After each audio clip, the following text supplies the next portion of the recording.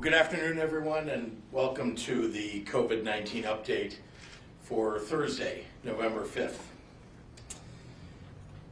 Today we mark a terrible milestone for the state of Illinois. Following our largest single-day increase in deaths since early June, Illinois has now surpassed more than 10,000 Illinoisans lost to COVID-19. Each day we are losing more and more of our neighbors to this virus. That's not a trend that's going to turn around on its own. It's up to us, all of us, to do something to save the next family from tragedy. Because unfortunately, it could easily be yours. And to all those who have lost someone to this horrible, invisible virus, I am so sorry for your loss. I am so sorry for your grief. I'm so sorry that your personal tragedy is folded into this public one. Please know that the state of Illinois stands with you. We won't let your relatives, your friends, be forgotten. Please join me in a moment of silence.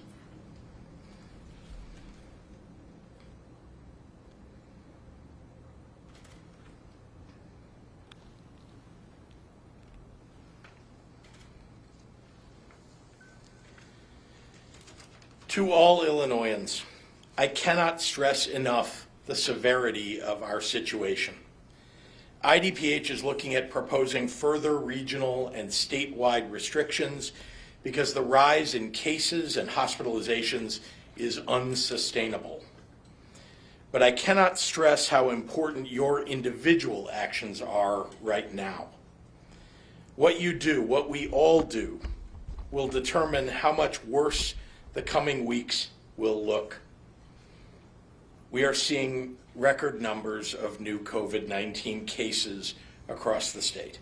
Our community transmission rates are at drastic levels. In the last week alone, we've seen our state case positivity climb from 6.9% last Thursday to 9.1% today.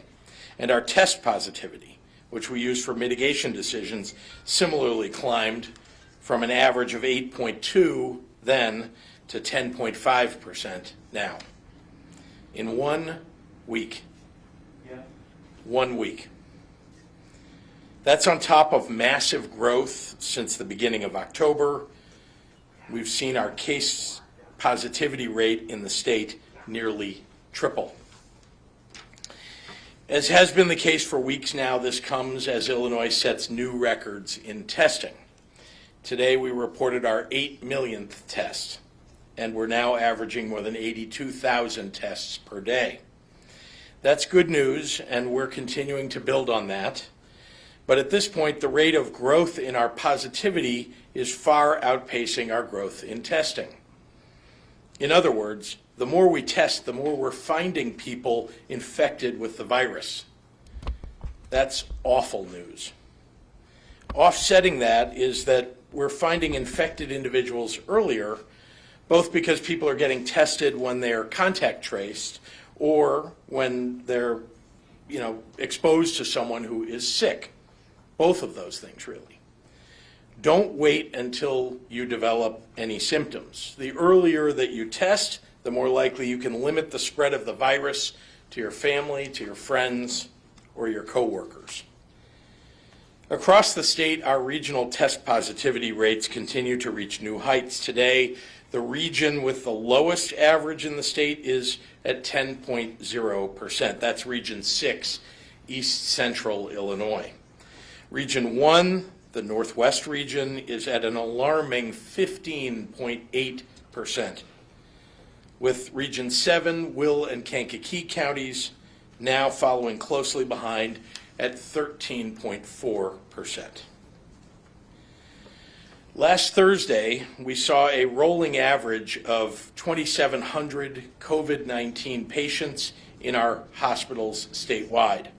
Today, that average is up over 3,400. That's up 120% since the beginning of October, when we were averaging just over 1,500 people in the hospital fighting COVID-19. Just think about that. We have more than doubled the number of people in our hospital system with this disease in just about 5 weeks, with no sign of slowing. We are just 3 weeks from Thanksgiving. We continue to see rising numbers of severe cases trailing rising hospitalization rates, which, mind you, is already a sign of severity on its own. The number of COVID-19 patients in the ICU is up more than 100% since October 1st. We entered last month with an average of 360 COVID-positive ICU patients in the hospital, and today we've more than doubled that with an average of 724. And since the beginning of October, the number of people fighting COVID-19 on a ventilator statewide climbed from around 140 to more than 300. Across the nation, we're seeing states and cities affected by this growing crisis, and they're responding by rolling back their reopenings. And over in Europe, France, England, and Germany are rising at such a quick pace that they're resorting to much more significant restrictions on all non-essential activities, as they too face case numbers and hospitalizations rising at a tragic rate. Remember that Europe fared much better than the United States over the last 5 months. So when they impose those severe mitigations, it's an indication that the virus is raging out of control there. And we are heading in a similar direction. The vast majority of people in this state want to keep themselves safe, their families and children safe, their parents and neighbors and friends safe. And they know that masking and distancing and limiting public gatherings are the right way to do it. But if others don't change their behavior, which we're going to experience, if they don't change their behavior, we are going to experience a surge in hospitalizations much higher than where we are now. And in some areas of our state, that will mean that you'll run out of hospital beds and nurses and doctors who can treat you. If the current trajectory continues, if our hospitals continue to fill up, if more and more people continue to lose their lives to this disease, we're going to implement further statewide mitigations, which nobody, and I mean nobody, wants. So we have got to get these rates of community transmission down. And the only way that's going to happen is if mayors and city councils and county boards across this state stand up and say, this needs to change. Far too many local governments across the state are failing to enforce any mitigation measures, allowing this continued rise in positivity to balloon out of control. It's time to take some responsibility. That's the only way that we will get out of this without having to implement more and more restrictions across more industries and across the entire state. Because frankly, I can tell you that these numbers are drastically increasing. And I can tell you that till I'm blue in the face. But if local leaders don't step up, if high-risk industries don't act accordingly, if families don't put off that gathering or dinner party, if people don't wear a mask, we're heading down a very dark, dark path toward where we were last spring. Let's not let that happen. With that, I'll turn it over to Dr. Ezike.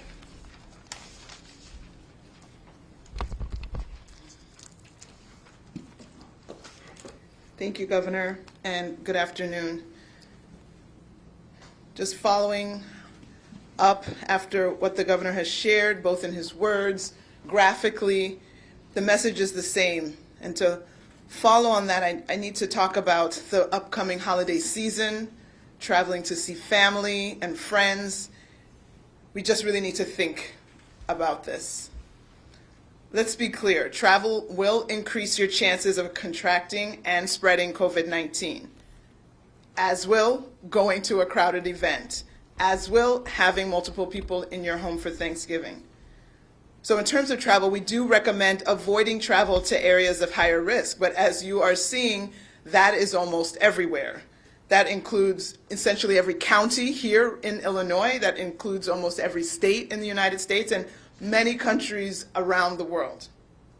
Visiting counties, states, or other countries where there are fewer cases of COVID-19 might be a little less risky than visiting locations where there are higher rates, but there's still a risk, and there's just even the risk of just the traveling process. I want to make sure that every person watching, every person listening understands that there is significant potential for harm and death. Let's be very plain. And it's not just to yourself, for the people who feel nothing could ever happen to them, but it's to other members of your family and other people that you may not even know that you could unwittingly spread the virus to. Ultimately, the decision to travel or to have an event or to have a large Thanksgiving feast is yours to make. But I want to make sure that you can't say you didn't have all the information and the knowledge that COVID-19 is a serious disease. It's led to millions of hospitalizations and hundreds of thousands of deaths worldwide.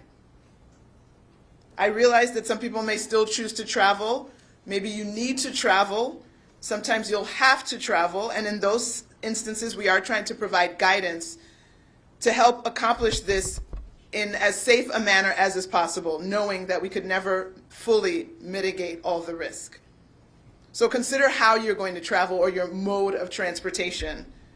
Obviously, when you fly, there are security lines as you go through the airport terminals. Think about a flight with layovers where it may be cheaper, but obviously that will pose more risk than a direct flight. Traveling by bus or train versus taking your own vehicle. Obviously, taking your own vehicle, if that's an option, would be safer. Traveling by bus or train, you might not be able to maintain 6 feet of distance, and sometimes that will be for extended periods of time during the journey. If you are driving your own personal car, plan out how you will do the stops for gas, for food, for bathroom breaks. Think about hand sanitizer and washing your hands frequently. IDPH has issued travel guidance and created a travel advisory map on its website. This is to help you make more informed decisions about travel if you have the choice or if you can postpone, but you can look there to see what's going on around the world. This is available at www.dph.illinois.gov/travel. We all want to be with our friends and family for the holidays. But perhaps this holiday, as we have already done for most of 2020, we are going to have to do it COVID style, and that means virtual. We'll have to stay at home and forgo the large gatherings so that we will have future events that we can be with our friends and family. Today, we are reporting 9,935 new cases. These are not duplicates. These are not people who took 5 different tests. These are new individuals diagnosed with COVID for a total of 447,491 cases. And as the governor mentioned, that includes 97 newly reported deaths for a total of 10,030 lives lost. And not that the 97 is not enough, but that includes individuals in their 20s, 30s, 50s, as well as people in their 60s and over.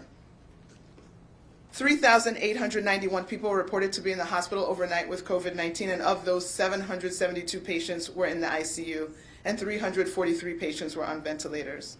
In the last 24 hours, 86,015 tests have been reported for a total of more than 8 million tests. So as always, let me close with wear your mask, please. Wash your hands, please.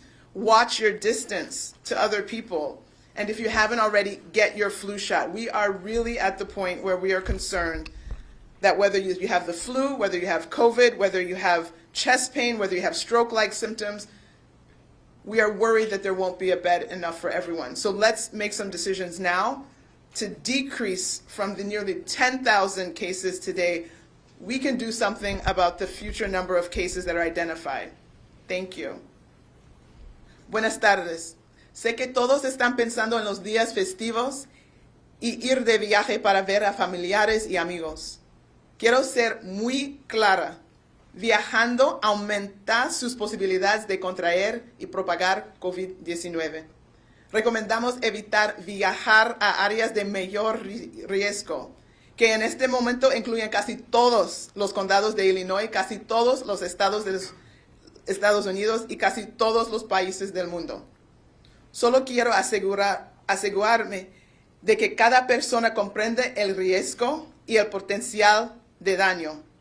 Sí es su decisión, pero toma esta decisión con el conocimiento de que COVID-19 es una enfermedad grave que ha afectado mucha gente en todo el mundo. Si tienes que viajar, es importante pensar en tu modo de transporte. Cuando volamos, enfrentamos líneas de seguridad y terminales de aeropuerto, y vuelos donde hay que cambiar aviones nos ponen en mayor riesgo de exposición al COVID-19. Viajar en autobús o tren significa sentarse o pararse a menos de 6 pies de otras personas, a veces durante periodos prolongados. Si planeas conducir, las paradas para poner gasolina, comer o ir al baño pueden ponernos en contacto con otras personas y cosas que tocamos con frecuencia. IDPH ha publicado una guía de viaje y ha creado un mapa para viajes en nuestro sitio web para ayudar a las personas a tomar decisiones informadas sobre viajes. Visita nuestro sitio web en www.dph.illinois.gov/travel. Todos queremos estar con nuestros amigos y familiares durante los días festivos, pero en estas vacaciones debemos quedar en casa para poder estar con los amigos y familiares durante las próximas vacaciones. Hoy estamos reportando 9,935 casos nuevos de COVID-19, para un total más de 447,000 casos en Illinois. Eso incluye 97 muertes adicionales para un total de más de 10,000 vidas perdidas a este virus. 3,891 personas pasaron la noche en el hospital con COVID-19. De ellos, 722 pacientes estaban en la unidad de cuidados intensivos y 343 personas estaban en ventiladores. En las últimas 24 horas, 86,015 pruebas fueron hechas para un total de más de 8.1 millones de pruebas en Illinois. Y como siempre, practica por favor los 3 M's. Usa su máscara, lávese las manos y mantenga su distancia. No olviden, vayan por su vacuna contra la influenza. Necesitamos toda la protección que podemos obtener contra estas 2 enfermedades. Muchísimas gracias para su apoyo. And with that, I will turn it over to Governor Pritzker. Thank you, and happy to take questions from members of the media. Eric? And when we're talking about broader measures, stricter mitigations, like you've just stated, what are some of those things that look like immediately, and how far away are we from that?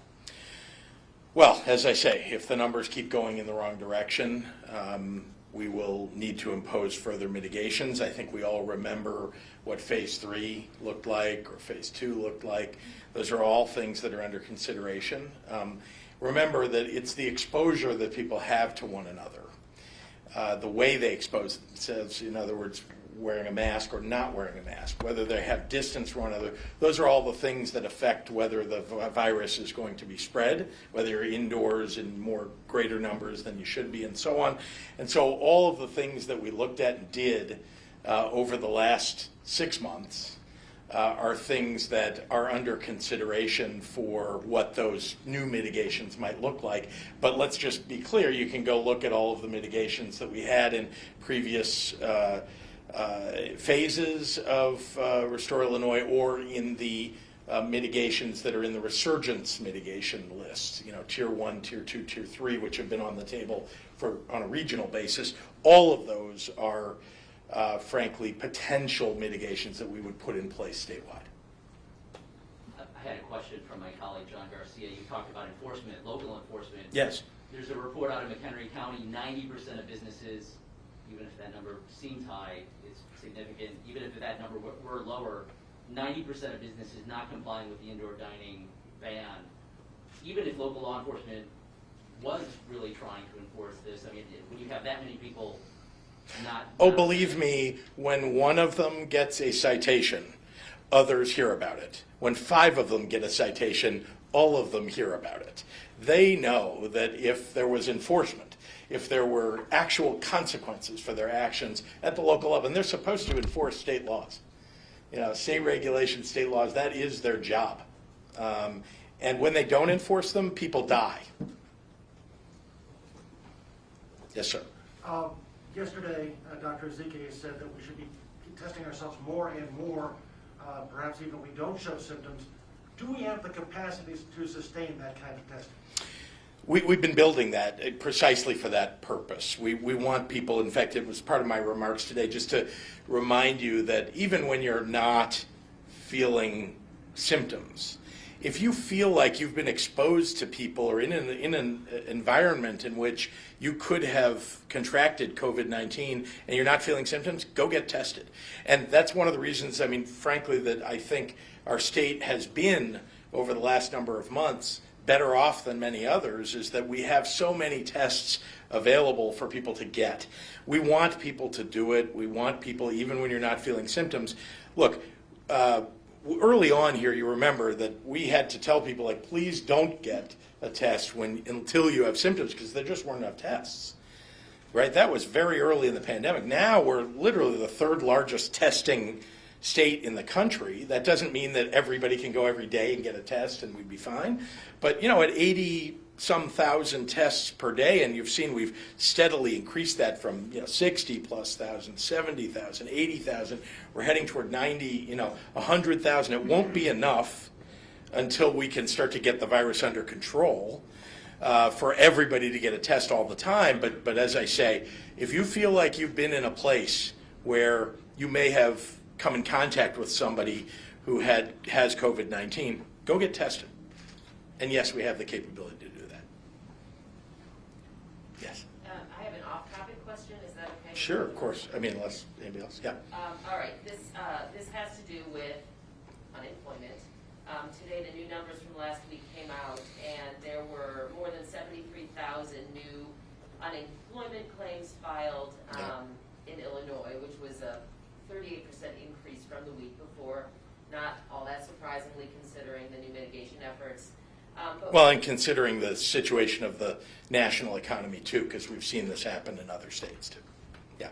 And I'm sure a fair amount of those people, we could assume, are restaurant workers and bar workers and such too, who may not have their jobs. But that aside, considering that's a 38% increase from the prior week, and for example, there are still more than 153,000 PUA claims that have not been paid out yet in the system. Are you concerned about how IDES will be able to handle this second surge?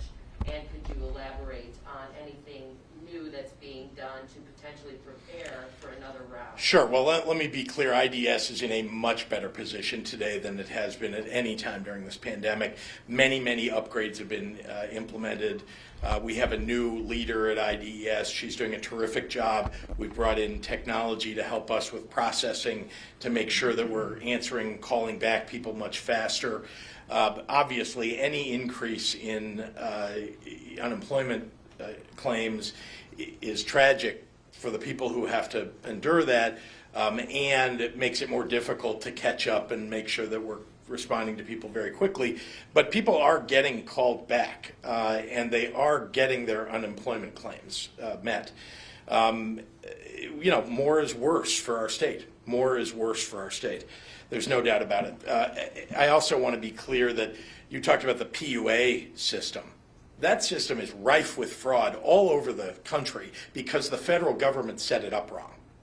And so there are literally weekly calls among all the states to discuss how they're going to manage dealing. The FBI is involved in this, the Justice Department is involved in this, our Attorney General's office is involved in this. It's a huge system that got created with, frankly, that's allowed people to, using stolen identities or, trying to figure out somebody's name and using it in a PUA application. And so to the extent that people are not getting those PUA, benefits filled, one of the challenges has been the massive fraud that the federal government kind of built into that system, and that's going to have to be worked through in every state, and every state is working on it. We're actually in a slightly better position dealing with that than many others. And a quick follow-up: are Yeah. you concerned about the state's ability not to pay out the claims but to pay for them? I mean, I understand there's a trust, correct? Well, the PUA system is all federally funded. Okay. So the answer is, my concern is that your federal tax dollars were wasted by the fraud that was built into that system. And regular unemployment claims, are you concerned about the state's ability to absorb that cost? Well, I'm concerned every state's got the same problem. Every state has massive unemployment claims that it's paid much more than they expected. We too have that problem. And so, we'll work our way through it. It certainly will help that we'll need from the federal government to support unemployment for every state and for the state of Illinois as well. And obviously we have an agreed bill process to work through business and labor working together to make sure that system is solvent. Just to follow up on the stricter mitigation. Sorry, Yeah. You're good, okay. On the possibility of stricter mitigation. Yes. You said in the past it takes a couple weeks for the resurgence mitigations to take hold. It does. And really evaluate that. Are we in a place where you are evaluating what's been happening? Yes. And you think that the resurgence mitigations are not working? Well, it is clear that the numbers continue to go up, even in places where we put those mitigations in place a couple of weeks ago or 3 weeks ago. And so as we watch those numbers, again, nothing's exact here. This virus doesn't follow an exact path or timing. But 2 to 3 weeks, and I look to Dr. Ezike, 2 to 3 weeks is at least a time in which you can start to see, is there a bend in the curve? What's happening? By the way, the virus, it doesn't slow down. The virus does what it wants to do. The question is whether people are following the mitigations that have been put in place. If they're not following the mitigations that are put in place, then no mitigations that you announce, or if you don't enforce them at the local level, like we were talking about earlier, guess what? And if people aren't following them themselves, which is much preferred, enforcement is, your secondary measure. People should just do the right thing here for themselves and their families. And ultimately, we do believe these mitigations work, but people have to follow them. And I think that, just as importantly, some mitigations are less effective than others. Obviously, we saw back in the spring a complete stay-at-home order, not something right now that we're considering, but that worked, right? You saw that from the moment we put it in. Remember, it took 6 weeks from the moment we put it in for us to see a peak, and then begin to come down the other side. You remember? And it was about March 21st to about May 6th. Now, that's to get to a peak, right? You can see in the middle of it whether the curve is bending. And then you want to hit a peak and start going the other side. We're looking for the curve to bend. Right now it's in a linear fashion heading up. All right, we got to get to some questions from the internet.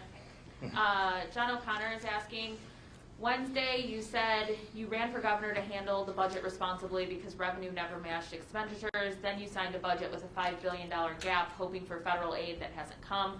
Was that responsible? Why should taxpayers believe you can fix this? Well, I don't think anybody thought when I was running for governor, nor did I, that we would have a pandemic that would take billions of dollars out of our state budget.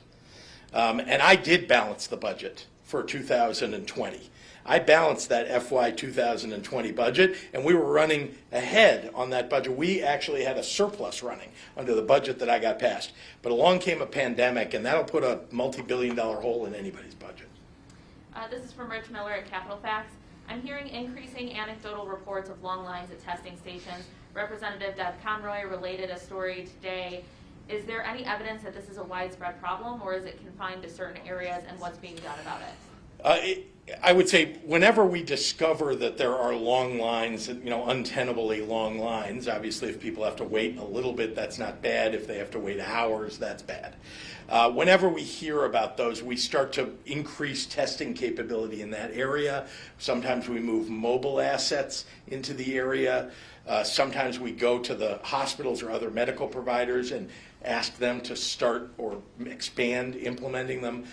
The fact is that we're trying to react wherever we see that, and when we hear about it, it's not a good thing, right? It's something we want to address everywhere in the state if we hear about it, and I hope people will report that to us. Dave, Tony at WBZ, and a few other people are asking about Senator Durbin's comments yesterday, and if Speaker Madigan should remain chairman of the Democratic Party in Illinois, and what role do you think his investigations played in voters rejecting the fair income tax? Look, I agree with Senator Durbin that opponents were able to tap into voters' concerns about corruption and their lack of trust in government.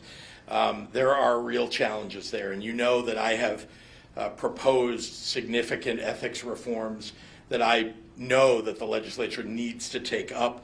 The Republicans and the billionaires that sided with them were, effectively able to use the speaker as their foil, and that hurt our state's ability to get things done. And the truth is that Democrats are standing up for the middle class and getting important things done to support them, but.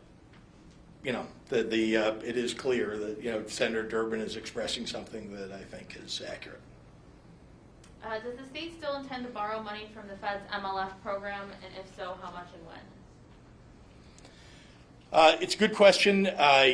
First of all, with the fair tax being defeated by the Republicans and the billionaires, the fact is, as I have said, we're going to have to make drastic, really painful cuts, and that's just the kind of immediate challenge of the budget. And then add on top of that the failure of revenues from COVID. And so MLF will no doubt have to be part of the solution, but we need to make other structural changes, and I've asked the leaders to step up, and I mean of both parties, to step up with proposals to do that. And we have a follow-up question. To be clear, you agree with Senator Durbin that we need new leadership at the party? Yes. Jim Leach is asking, with local governments still defying orders to close indoor bar and restaurant service, at what point do you step in and assert your authority to address a statewide public health crisis? I'm sorry, can you repeat the first part of that question? With local governments still defying orders to close indoor bar and restaurant service, at what point do you step in to assert your authority to address a statewide public health crisis? Well, if they are not enforcing those local mitigations, then once again, moving the state backward, which is bad for every industry and bad for every individual in the state, frankly, other than it's going to bring down these metrics and these positivity rates and cases, which will be good for everybody. But if you want to keep the economy moving forward, they ought to go enforce the mitigations that we put in place. Shruti at Bloomberg and Jamie at the Tribune both have similar questions. How soon could we see a hospital bed shortage occur in Illinois, and in what regions are we worried about? And are there any plans to build any alternate care sites or open any of those? I think that's all on our website. You can see what the capacity is, I think, in every region on the website, hospitalizations, capacity levels. So that's all available to you. Please go to the IDPH website. I think you got almost everything. Make sure. Yeah, I think that's everything. Great. Thank you, everyone.